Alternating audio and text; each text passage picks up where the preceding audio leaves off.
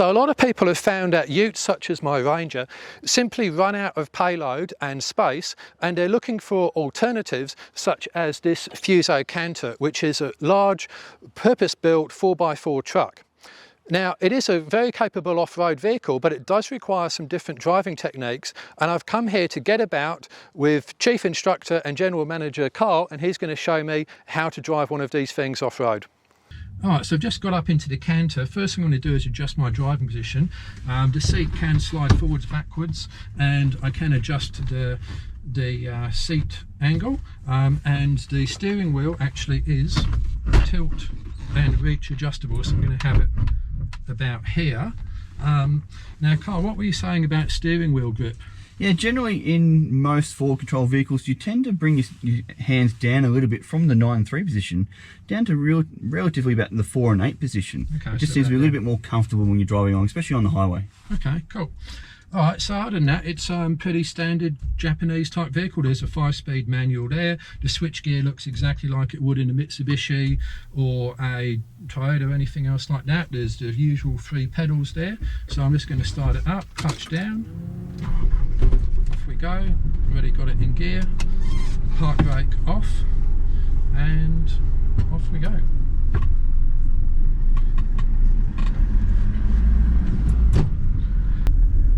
So first impressions, yeah, it's high up and you can just see so much more, which is fantastic. Gear shift there is not going to be the quickest, but you know, it's one of those things, you take it smoothly, you don't rush it, and then this vehicle's heavy, so it's got a lot of momentum. It's not going to suddenly stop. The steering's light actually. If you think it's going to be really heavy, well, I've driven, you know, my Lotus Elise doesn't have power steering, and it's actually heavier steering in a 900 kilogram car, and this is at slow speed, so power steering's working quite nicely there. Oh, massive mirrors, gotta love the mirrors there, so you see so much. And you just kind of got to get used to the fact that you sort of drive out a bit further just to allow for the length of the vehicle, and the fact that you're sitting further forwards. And now the rev counter's got a green area from 1000 to 2000 RPM. I guess that's the best operating range for a car. Yeah, generally speaking, it's where we really want to sit the rev range. We're going to get our most power. Yep. Engine's most comfortable. Yep. Now it's only a 5-speed gearbox, which is unusual, so it's going to be interesting to see what it turns on the speed at the highway speeds. But that said, it does have a 37-inch tyres, which in effect raise the gearing because the diffs haven't been changed or anything, have they? No, not as such. No. So it's accelerating nicely there now. There is a lot of bouncing. The GoPro's bouncing here, so that's due to I'm actually on a sprung seat as well, so I'm somewhat insulated from it. But yeah, there's a fair bit of bouncing going on. This vehicle's not going to win. No lap records are going to be set in this vehicle. So, this is a steep downhill, so we're not really going to test its acceleration abilities. But, you know, let's see how it goes downhill. Well, it accelerates quite well downhill, actually. What do you know? Yeah. Let's go straight into 5th gear. And we're away. Right, well, what we can do is test out the noise. Now, we've got 37-inch mud terrain tyres on it, so we're coming up to 80. No speed limited at all? Can I go to 100? No, we can go to 100. We can go to 100. I got to say, it doesn't feel quite as good going to 100 as it would in a normal car. You know, it's not quite that sense of confidence, but it's tracking nicely at the moment. We've hit 100 there. Obviously, we're not going to go above 100. That would be very bad indeed. All right, now we're getting a bit of noise. That tyres are starting to whine. There's probably a little bit from the roof rack. It's not unlivable though. No, and by no means. 100, yeah. I think it's fine. Alright, bottom of the hill now. And what sort of weight is this vehicle at the moment, Carl? At the moment we're weighing about 3.5 tonnes. 3.5 tonnes, so I think a lot of tourers will probably be near the 5-tonne mark.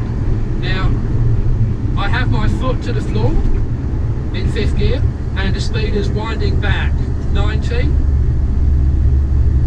It's winding back. It's not going to like this. but the rev counter is coming into the green zone. It's maintaining 85. Just my foot is flat to the floor. I'm not going to go into 4th because I think it's probably going to be. Yeah, we should hold 5th quite comfortably. It is holding 5th. But yeah, my right foot is quite welded into the floor. So this is not a speed mobile. Yeah. The way I generally explain the feeling of driving this is it's very akin to driving a older Defender. Right? It moves around more than you probably want it to. It flexes, you know, noisier than you probably want it to. Slower than you probably want it to, but it still does the job. A bit of a lead foot. I tend to want to maintain my speed as much as possible. And combined figure running around town and doing these sorts of trips, I'm averaging about 14 litres per 100. That's pretty good actually, because towing, when I was coming up here towing, mine was 18. So if I had a conversion on the back, that probably would have been about the same as me towing, I reckon. Because thinking about it, my Ranger's engine is pulling 5.2 tonnes, which is about what one of these would weigh of a camper conversion, but probably less actually with a camper conversion. So it kind of does make sense. And also aerodynamically it's probably a bit better, you know. Also, you know, 4 wheels versus 6, that sort of thing. Aerodynamically, this thing's essentially a brick.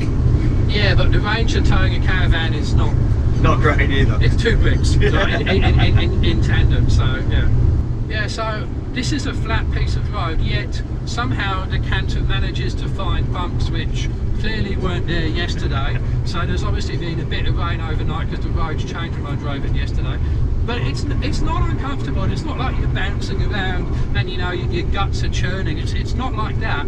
It's just not as comfortable a ride as a normal four-wheel drive. But it's fine. You know, if you go back 30 years ago, probably akin something to sort of four-wheel drive of that era. All right, now another really obvious difference between the Ranger and the forward control is the fact it's forward control. You're sitting right up front. So Carl, what does that mean for a driver, the fact you're sitting much further forwards than usual?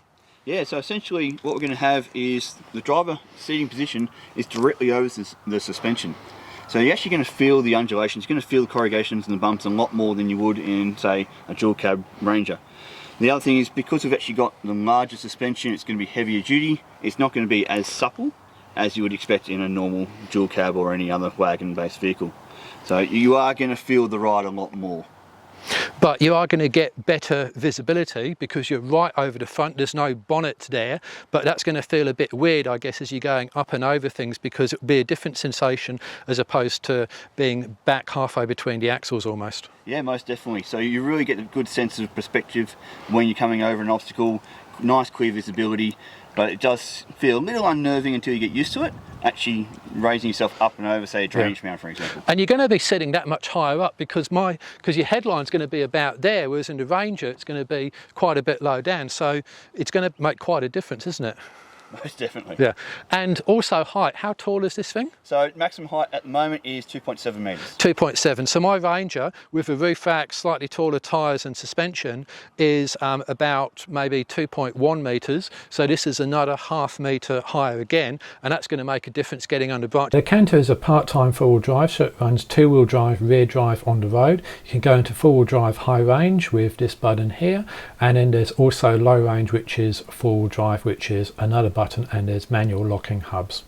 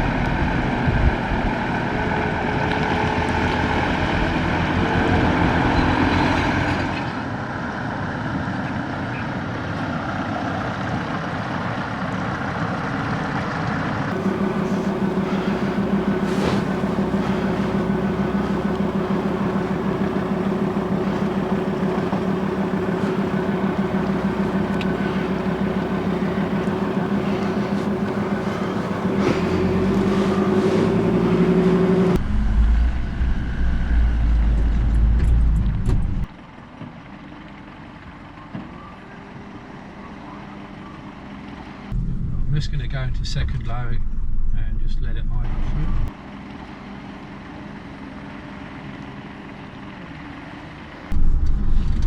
Degrees, 25 degrees, 28 degrees, lots of degrees, fun.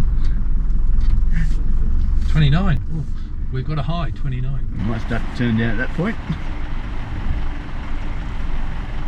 It's actually fairly stable. It's quite stable. Remember, we haven't really got any weight up high at the moment. Yeah, that's true.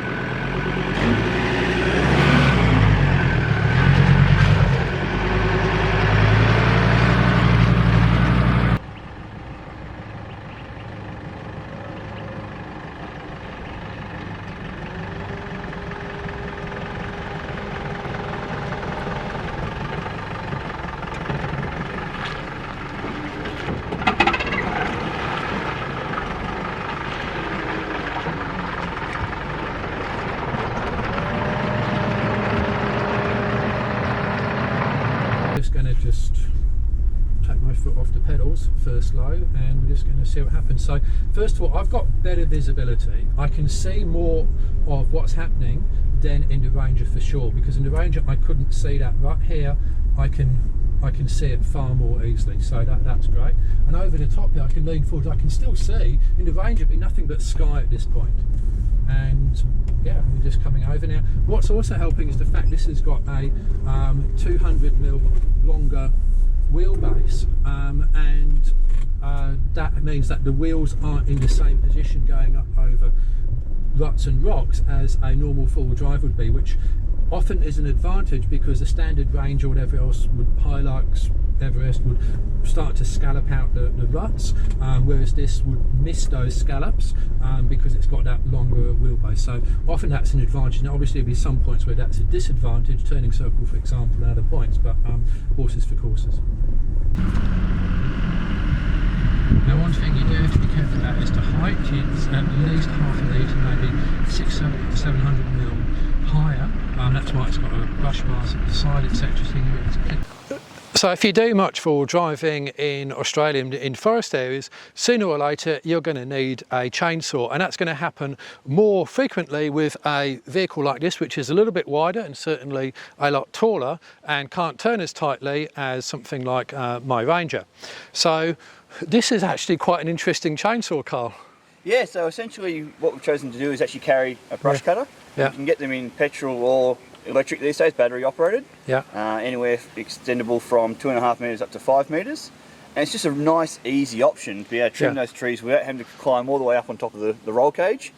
And it keeps you a lot safer at ground level when you're having to trim those overhead branches. And can you shorten it so it acts as kind of a normal chainsaw as well? Yeah, you can essentially disassemble the head, get it shrunk right down as much as possible to be able to fit it into the load space essentially. Yeah, exactly. And I guess if you the taller branches are generally going to be not as thick, so you can probably get to them quite easily with that. And you've got space as well. You can probably just carry a normal chainsaw. But yeah, something like this, I could just see it being, in fact we had to use it earlier on today, really handy just to delete a few branches that are in the way. On this track here, visibility is just fantastic. I can see much more than I could if I was in a normal four-wheel drive. Just got to remember that I've physically got to get myself further out to the side of the track because it's only now a forward control vehicle.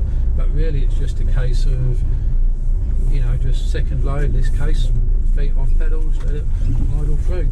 And just be mindful of the extra length and the longer wheelbase. So coming out here, I'm just going to put the vehicle to the left a little bit. You're basically driving the back axle of the truck, which is what I tell people teach towing driving that. So go out wide here. Everything's looking good there.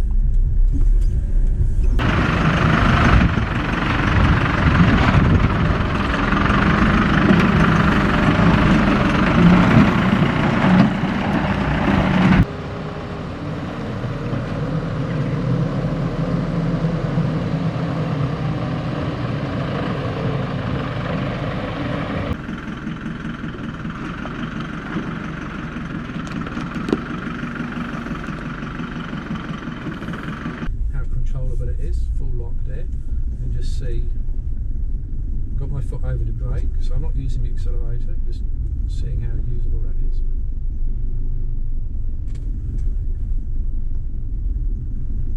It's kind of working okay now on the brake. We're going to select reverse.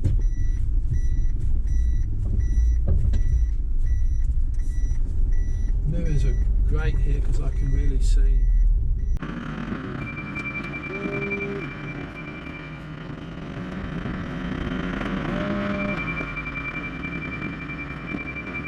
Finished a drive in Wombat, the Getabout Fuso, and things I've learnt from it, it's an immensely capable vehicle, which I kind of knew from driving them before and also having a look at the Isuzu NPS there. It does require a different driving style. It's a little bit like when you switch from a Suzuki Jimny to a normal mid-size four-wheel drive, or you start driving with lockers and you've never driven with lockers before. It's something different to learn, and in particular the things which I learnt was just being able to see so much more of the track. That gives you a lot more information, learning to swing out wide there, and then just letting the car do the work. First, second, low, feet off the pedals, it just works absolutely beautifully. And then you've really got to be aware of the height of the vehicle, and also when it's going on side angles as well. It doesn't tip into a tree.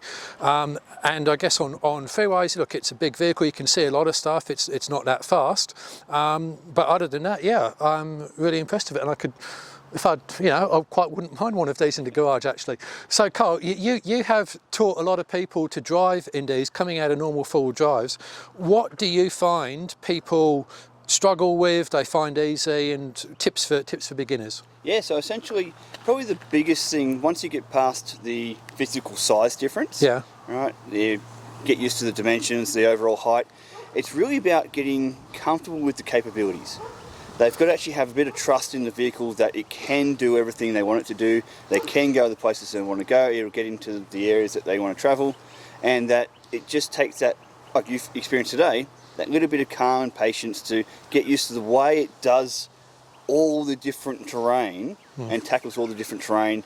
Because it is essentially very different to a Range or any other four-wheel drive. Yeah, and the beautiful thing about it is that you don't need to do a GVM upgrade, you don't need to worry about that. You've got a lot of space, you've got as much payload as you could reasonably want, and you're not forcing a ute to do the job of a truck. So I think that's why, I'm trying to push people towards looking at vehicles like this as opposed to overloading vehicles like that, because it's safer, it's just simply built for the job. So anyway, thank you very much, Carl. Hope you all enjoyed this video. Got any questions, please drop them in the comments, and thanks for watching.